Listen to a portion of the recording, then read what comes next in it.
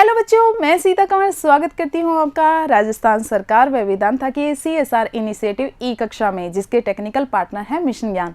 बच्चों, हम अध्ययन कर रहे हैं चैप्टर 7 राज्य सरकार का और हमारा ये चैप्टर कंप्लीट हो गया है। हमने राज्य सरकार के तहत राज्य की विधायिका यानी विधानमंडल का अध्ययन किया। इसी के साथ ही राज्य की कार्यपालिका में हमने संवैधानिक मुखिया, राज्यपाल, साथ ही वास्तविक कार्यपालिका, मंत्री परिषद और मुख्यमंत्री का भी अध्ययन किया। इसी के साथ ही हमने राज्य की न्यायपालिका के अंदर उच्च न्यायालय की गठन, उसकी कार्य व शक्तियों का विस्तार पूर्वक अध्ययन किया। आज के वीडियो में हम उन महत्वपूर्ण प्रश्नों का अभ्यास करेंगे जो कि हमारे इस चैप्टर से बन रहे हैं और हमें विदित है कि हमारे चैप्टर कुल कितने अंकों का है? कुल 8 अंकों का है। 2 क्वेश्चन आएंगे इस चैप्टर से, एक क्वेश्चन आएगा 6 नंबर का और एक क्वेश्चन आएगा 2 नंबर का।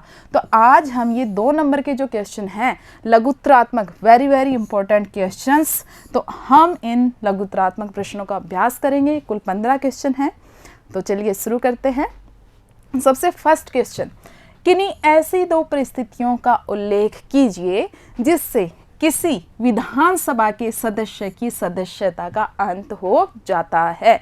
बताइए मुझे जरा, पढ़ा था हमने ये जब हम विधानसभा के गठन को पढ़ रहे थे कि ऐसी कौन सी 2 परिस्थिति हैं जब विधानसभा के सदस्य की सदस्यता का अंत हो जाता है, यानी जो विधायक है उसकी सदस्यता का अंत हो जाता है। तो हमने देखा था कि कोई भी व्यक्ति एक साथ विधानमंडल का या संसद का सदस्य नहीं रह सकता। इसी के साथ ही कोई भी व्यक्ति एक साथ विधानमंडल के दोनों सदन का सदस्य नहीं हो सकता। ऐसी स्थिति में उसे अपने विधानसभा की सदस्यता से त्याग पत्र देना पड़ सकता है, विधानसभा की सदस्यता छोड़नी पड़ सकती है यदि वह संसद में भी निर्वाचित हो जाता है तो। ठीक है, तो पहली कंडीशन हमने देखी। दूसरी कि यदि कोई सदस्य बिना सदन की परमिशन के विधानसभा की बैठक में लगातार 60 दिन तक अनुपस्थित रहता है तो ऐसी स्थिति में उसकी सदस्यता का अंत हो जाता है कि 60 दिन लगातार एब्सेंट हैं विधानसभा की बैठक में और बिना सदन की परमिशन के वो एब्सेंट है, तो ऐसी स्थिति में सदस्यता का अंत हो जाएगा। नेक्स्ट क्वेश्चन है कि विधानसभा अध्यक्ष के 2 कार्य बताइए। तो हमने अच्छे से डिस्कस किया था कि विधानसभा अध्यक्ष विधानसभा की बैठकों की अध्यक्षता करते हैं। इसी के साथ ही यह सदन में शांति व्यवस्था बनाए रखने के लिए आवश्यक कार्यवाही करते हैं। उनकी आज्ञा से ही कोई सदस्य सदन में भाषण दे सकता है।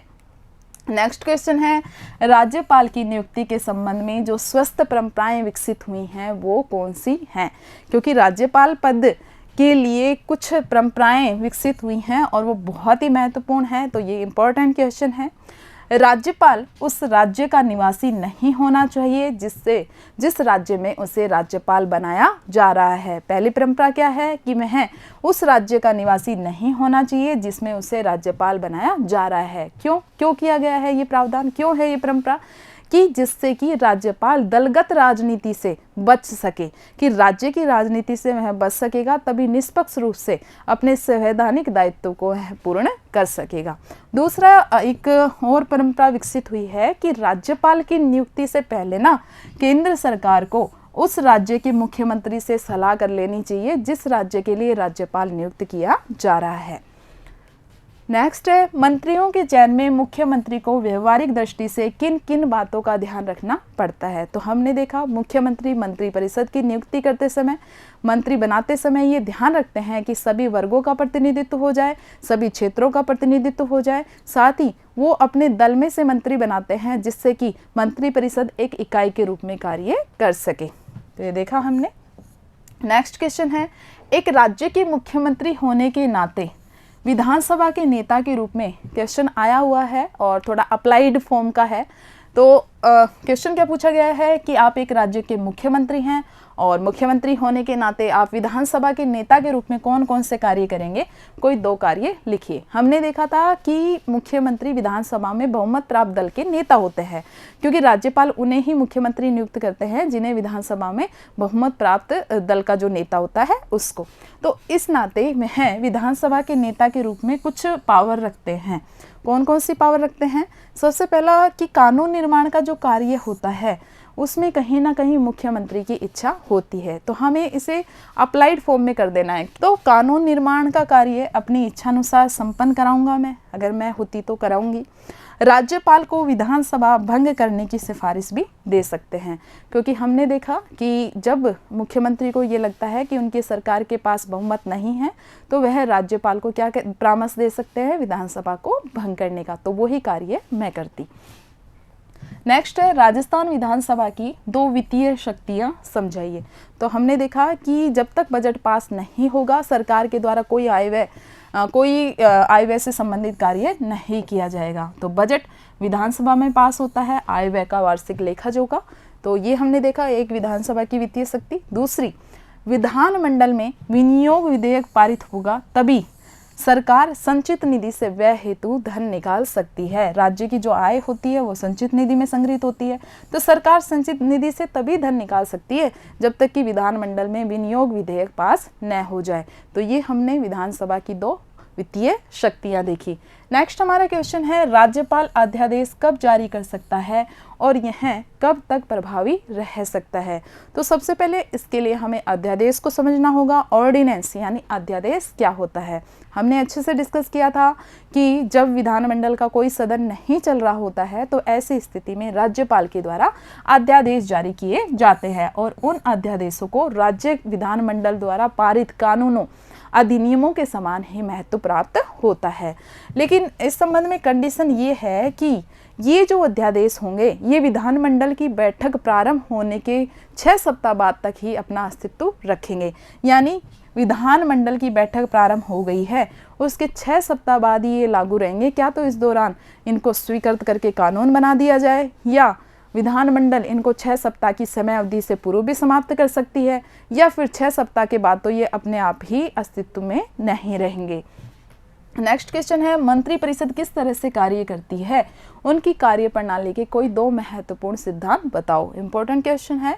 तो 2 कार्य प्रणाली के महत्वपूर्ण सिद्धांत में हम देखते हैं सामूहिक उत्तरदायित्व, कि सामूहिक उत्तरदायित्व की व्यवस्था के तहत जो पूरी की पूरी मंत्रिपरिषद है वो एक इकाई के तौर पर कार्य करती है और सभी जो मंत्री होते हैं ना वो अपनी सरकार की प्रशासनिक नीति और प्रशासनिक कार्यों के लिए किसके प्रति उत्तरदायी होते हैं, विधानमंडल के प्रति उत्तरदायी होते हैं। तो यहाँ संसद लिखा है, संसद की जगह आप इसको विधानमंडल कर लीजिएगा क्योंकि हम राज्य सरकार पढ़ रहे हैं, तो वह विधानमंडल के प्रति उत्तरदायी होती है।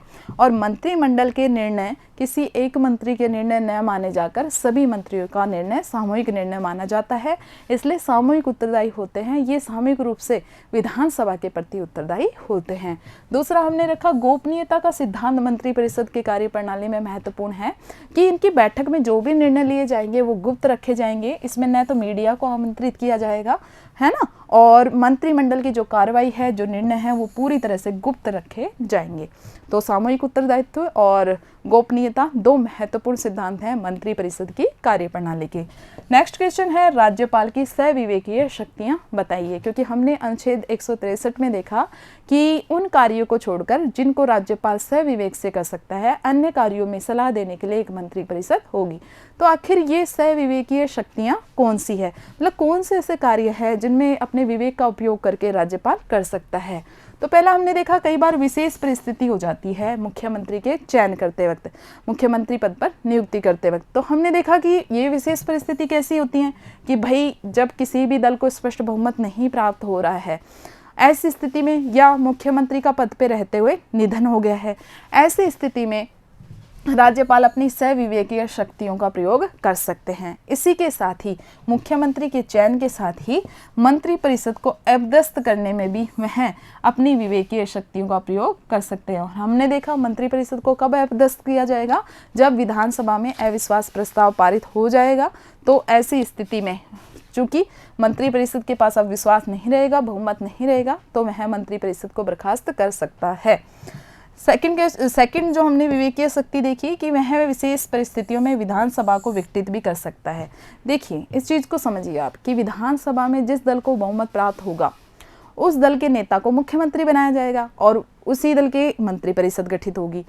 दूसरा, यदि कई बार ऐसे होता है कि विधानसभा में अविश्वास प्रस्ताव पारित हो जाता है तो पूरी की पूरी मंत्रिपरिषद को त्यागपत्र देना होगा। कई बार ऐसी स्थिति होती है कि मुख्यमंत्री को यह आभास हो जाता है कि हमारी सरकार के पास अब बहुमत नहीं रहा है, तो ऐसी स्थिति में हमारे खिलाफ अविश्वास प्रस्ताव पारित हो सकता है।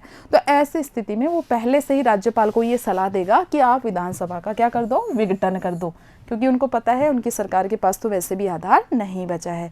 तो ऐसी स्थिति में राज्यपाल अपने विवेक का प्रयोग कर सकता है कि उसे क्या करना चाहिए, उसे मुख्यमंत्री का परामर्श मानना चाहिए या नहीं मानना चाहिए। नेक्स्ट है, राष्ट्रपति को राज्य की संवैधानिक स्थिति के संबंध में जो रिपोर्ट भेजनी होती है उसमें भी राज्यपाल अपने विवेक का उपयोग करते हैं।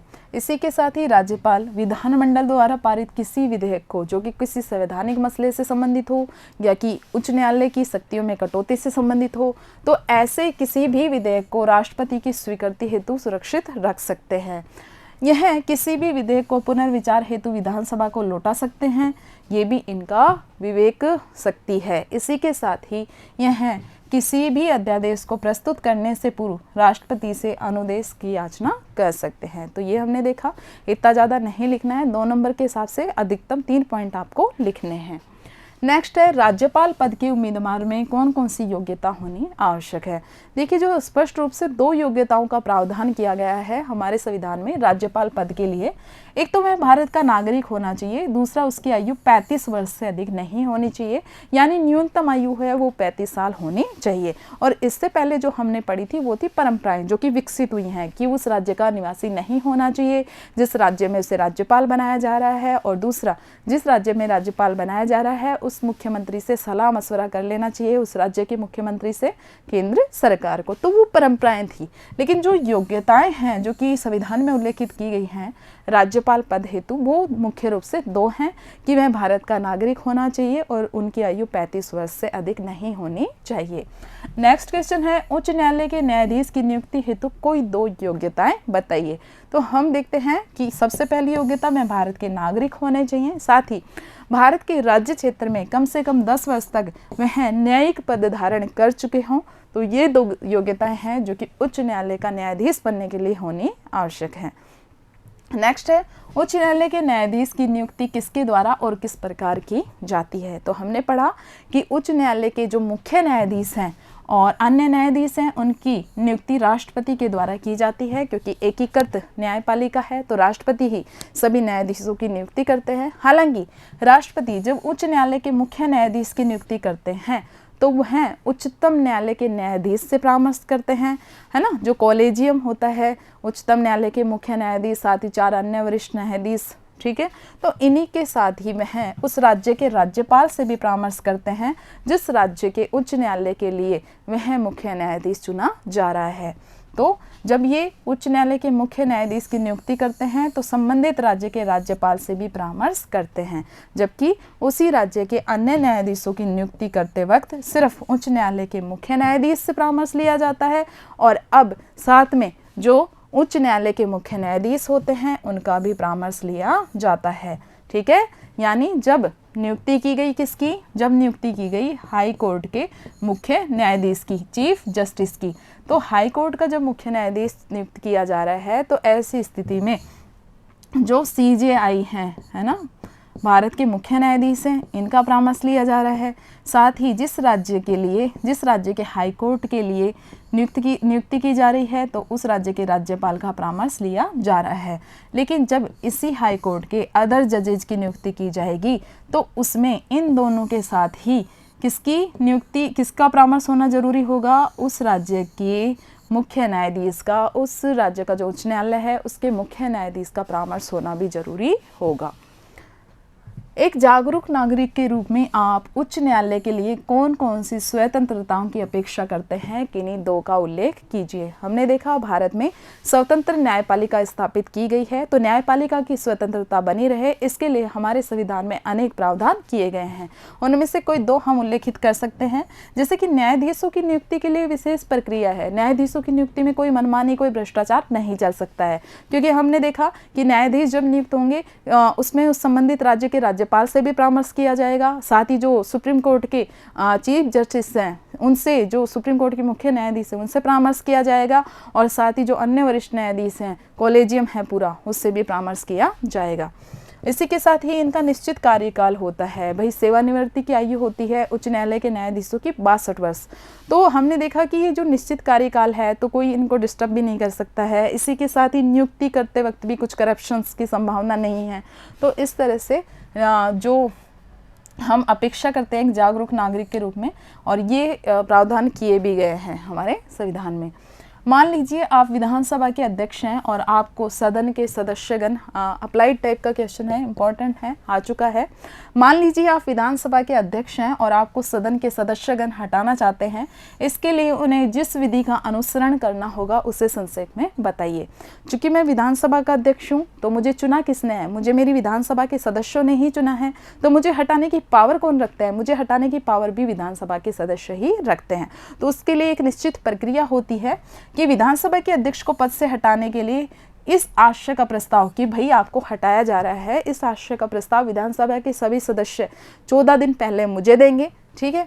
फिर 14 दिन बाद इस प्रस्ताव को विधानसभा के सदस्य यदि बहुमत से पारित कर देते हैं, यदि मेरे खिलाफ विधानसभा में प्रस्ताव लाया जाता है पद छोड़ने का, पद से हटाने का, तो उसकी सूचना 14 दिन पहले मुझे देनी होगी, और फिर बाद में उस प्रस्ताव पर विचार विमर्श होगा। यदि यह प्रस्ताव बहुमत से स्वीकार कर लिया जाता है विधानसभा के सदस्य के द्वारा, तो मुझे अपना पद छोड़ना पड़ेगा, ठीक है। तो ये हमने देखा इस तरह से यदि मैं विधानसभा के अध्यक्ष होती तो मुझे इस तरह से पद से हटाया जा सकता था। राज्य मंत्रिपरिषद का गठन किस प्रकार से होता है? तो सबसे पहले मंत्रिपरिषद में मुख्यमंत्री भी आते हैं। तो हम देखते हैं कि राज्यपाल के द्वारा विधानसभा में सबसे पहले बहुमत प्राप्त दल के नेता को मुख्यमंत्री नियुक्त किया जाता है, और फिर मुख्यमंत्री की सलाह से अन्य मंत्रियों की नियुक्ति की जाती है। और मंत्रिपरिषद का आकार कितना होगा?